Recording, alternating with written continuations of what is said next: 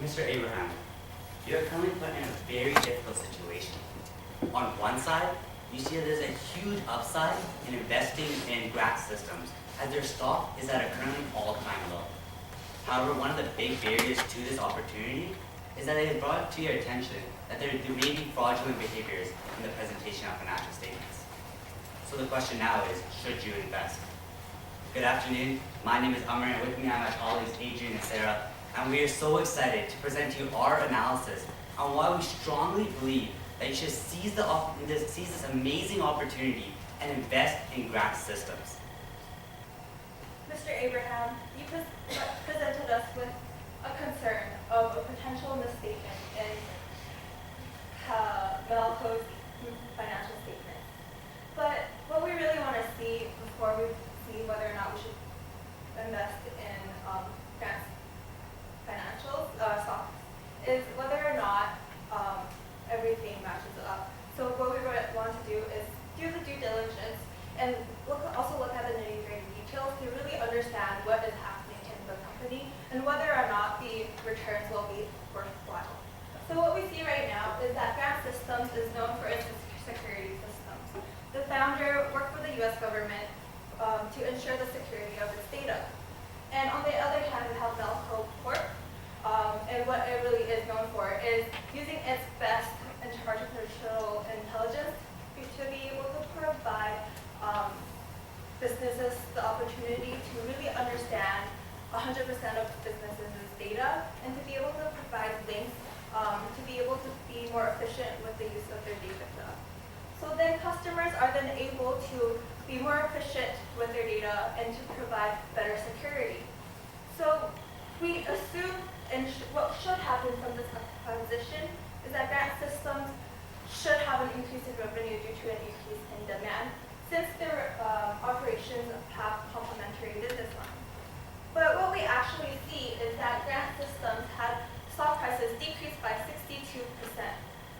So it makes us think whether or not there was a potential misstatement in their financial statements.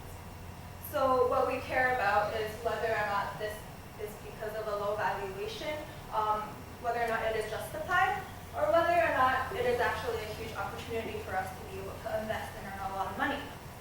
So what we really want to see right now is whether or not Grant's stock price is undervalued, or whether or not there are actual potential fraudulent claims.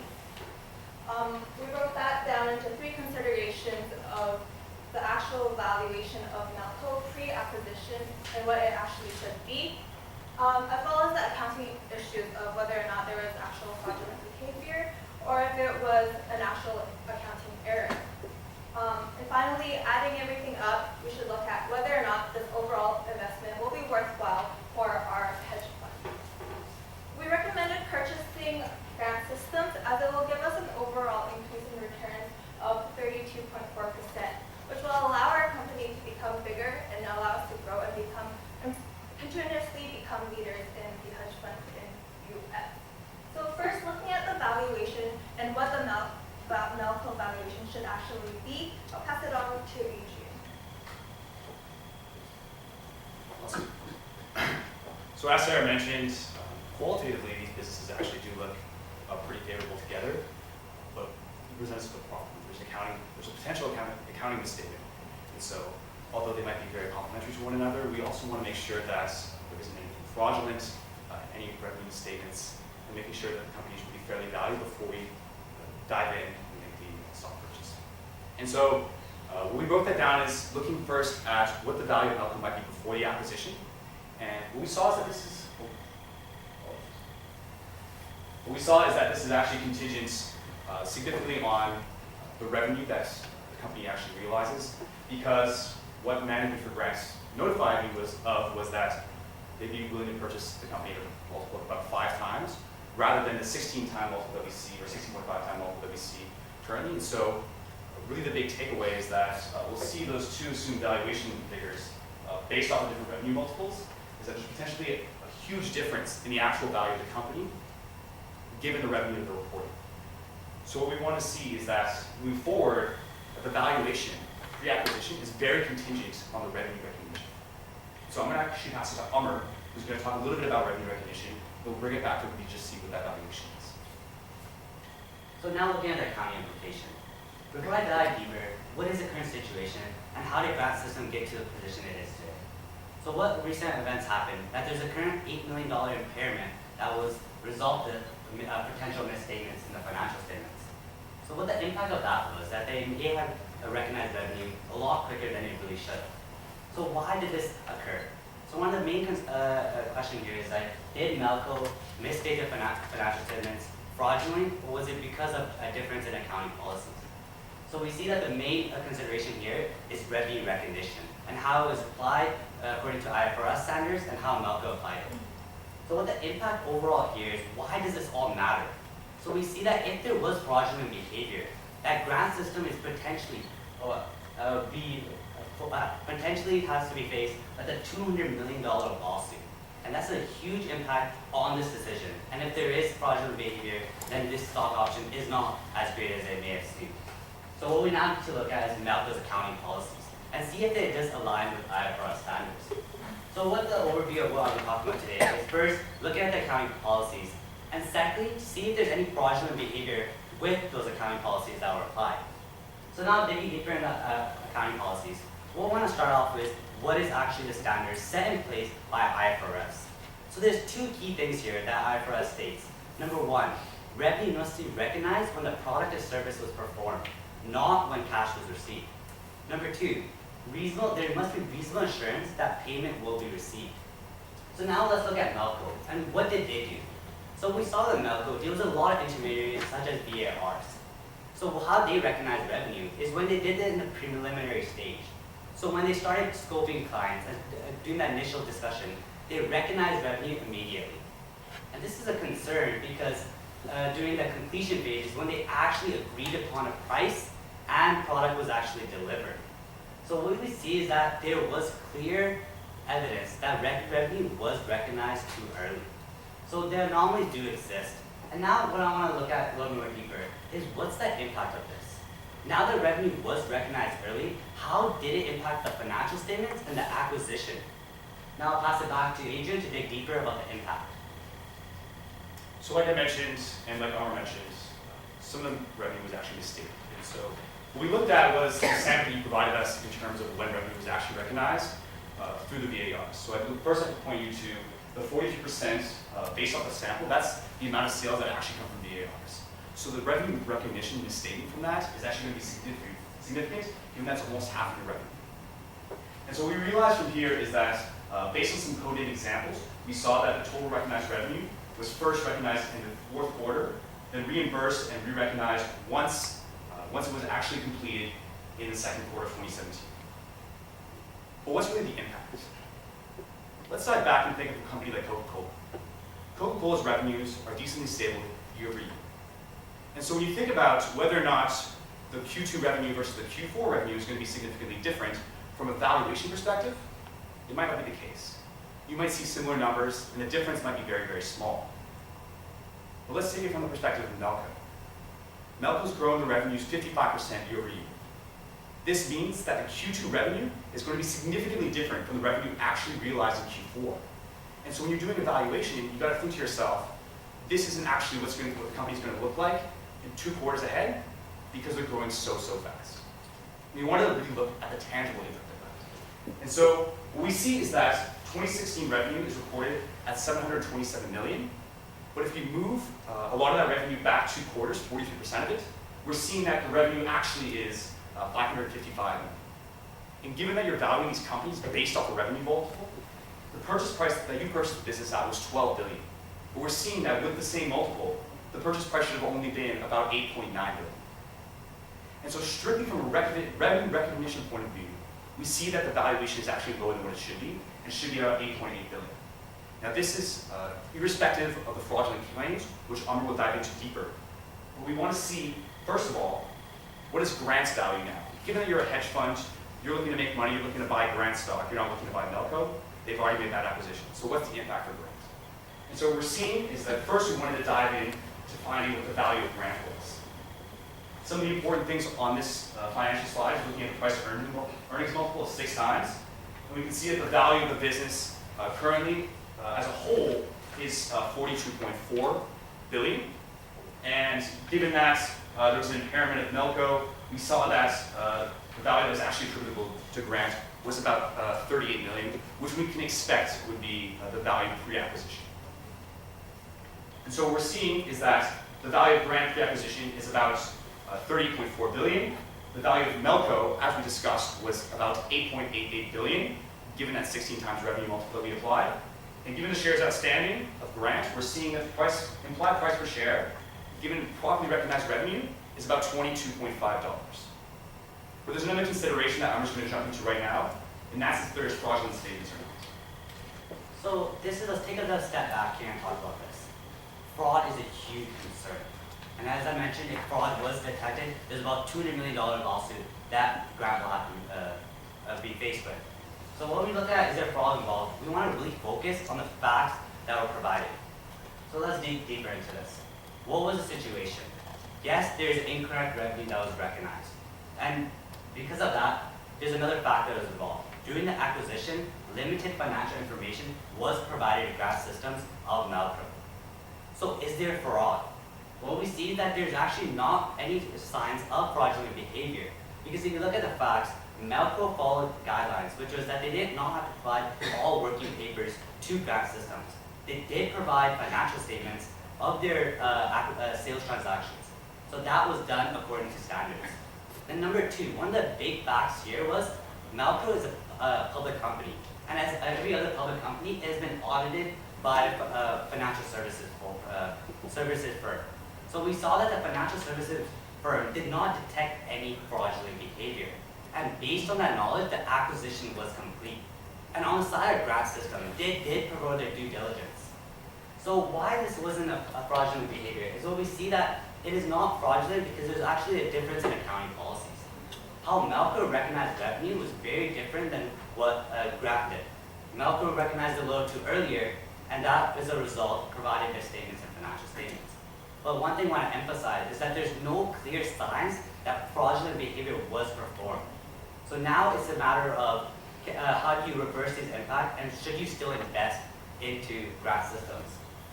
Moving on to the next slide, what we see is that the current price is at $17 a share, and the implied price is 22.5 shares. So there's an implied upside of 32.4%.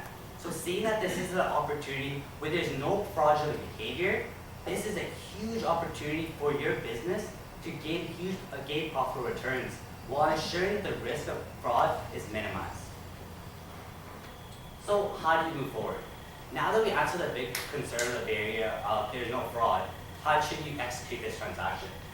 So what we saw is there's three key implementations. Number one, financial statements. Yes, there was no fraud, but there still was misstatements. And when there's a change in accounting policies with revenue recognition, one of the key things that you have to do is do retrospective perspective, which is changing when you do identify that there's changes, you must make the changes to prior year's financial statements. So this must be done immediately to ensure that you avoid lawsuits. Next, due diligence. Sharma needs to ensure that she talks to Grant management. And here's a key aspect. Because during the acquisition of Melco, the due diligence process was rushed. And as a result of this rush in the process, you saw that there's a lot of mistakes that were later determined. So what we want to do is ensure that this is avoided in the future. So what you want to do is talk to Grant System and ensure that they're both on the same page. Ensure that these financial statements changes are done according to IFRS standards, and ensure that you have a clear understanding of the investment that you'll be making. Also, a key thing you want to do is to speak to the other stakeholders.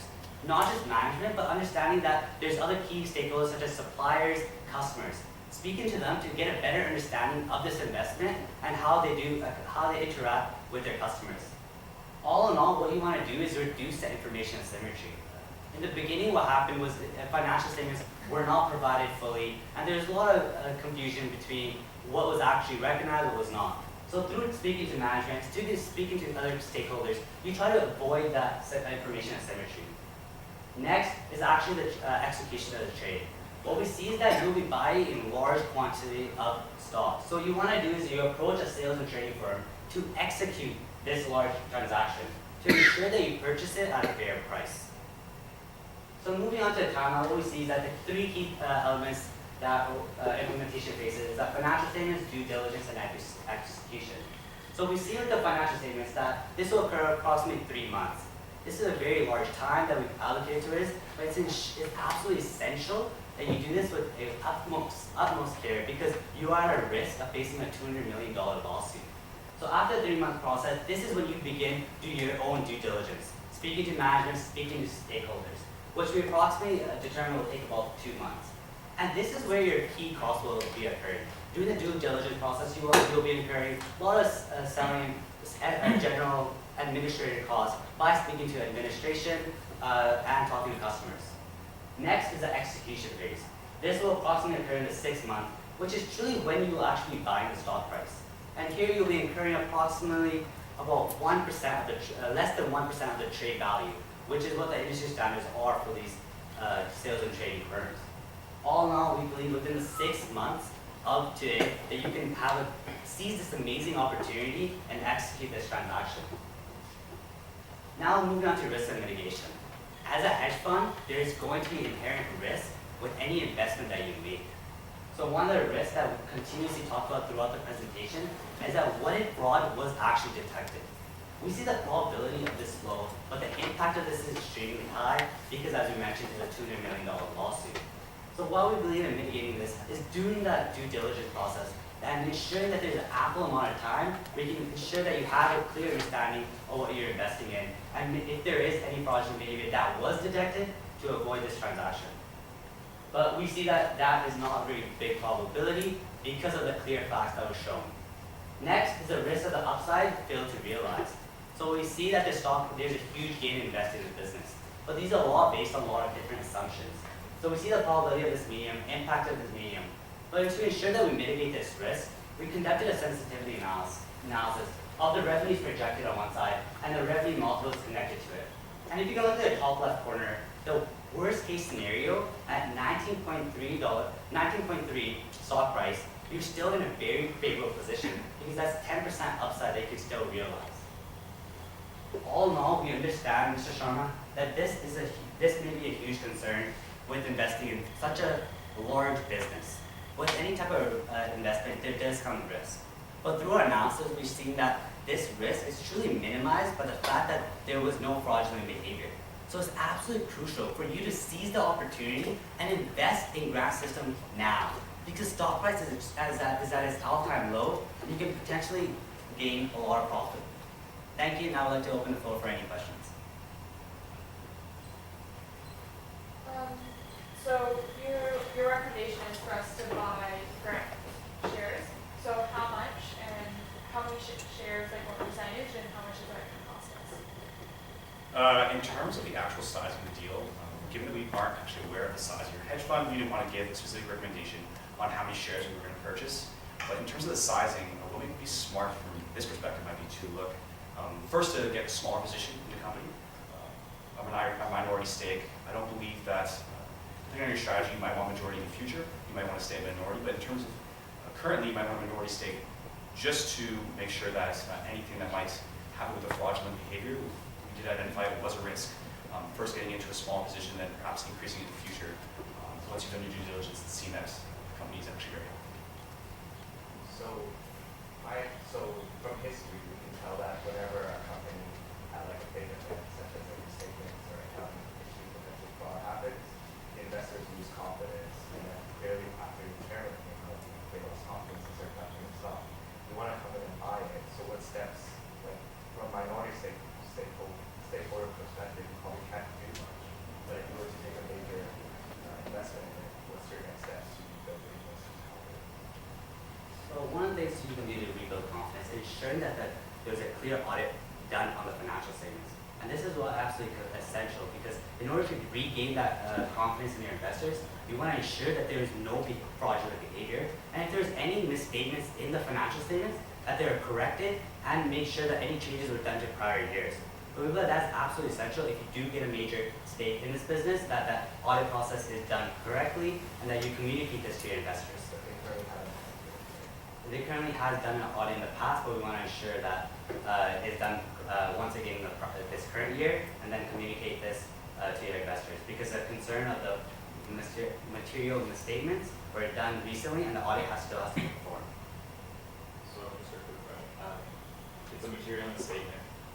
The auditors signed off on it, but they're going to have to restate their financial statements. But because we're comfortable with Deloitte's opinion, that it wasn't wrong or fraud, we're concluding that it isn't fraud. Does that make sense? I can clarify. So you're telling me that we don't believe that this cutoff risk with revenue is fraudulent, but we are also saying that it is an error at a very sensitive time.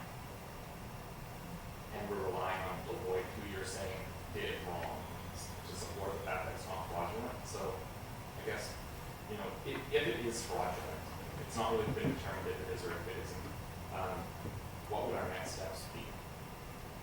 So in our recommendations, what we really wanted to emphasize was to be able to have a meeting with the stakeholders of that company and to tell them the importance of having another audit so that they can actually tell their accounting and controller to be able to provide them with the paperwork that they need at this time so that the auditors this time can be able to have more reliability and more paperwork to have a better reassurance.